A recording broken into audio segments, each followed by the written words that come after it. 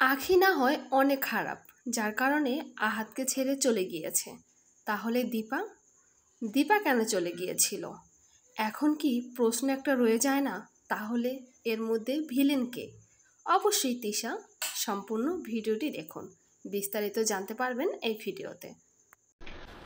আমি পার্সোনালি আমার আম্মুকে নিয়ে কিছু কথা বলতে চাই যে আমি এমন একটা মানুষ, আমি সবার সাথে মিশতে পারি কিন্তু সবাইকে ভালোবাসতে পারি, কিন্তু আমার আম্মুর সাথে আমার যত রাগ যত ক্ষোভ। তুমি এমন একটা মানুষ, সবার সাথে মিশতে পারো, সবাইকে ভালোবাসতে পারো, আবার সবাইকে বাসও দিতে পারো।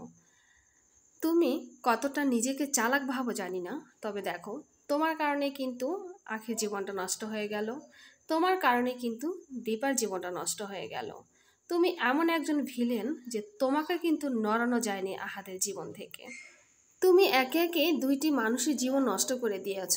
তবে দুটি নয়, তার সাথে কিন্তু আরও দুজন জড়িত আছে।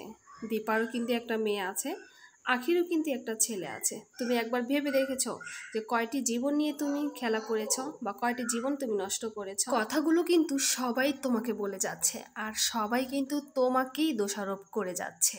তবে আমি দেখছি না, আমি দেখছি তোমার মনটা অনেক বড়। তুমি একজন বড় মনের মানুষ, যে সতীন নিয়ে সংসার করতে চেয়েছিলে, কিন্তু সেটা হয়ে ওঠেনি। তবে আপনাদের কি মতামত অবশ্যই কমেন্ট বক্সে জানিয়ে দিবেন। আল্লাহ হাফিজ।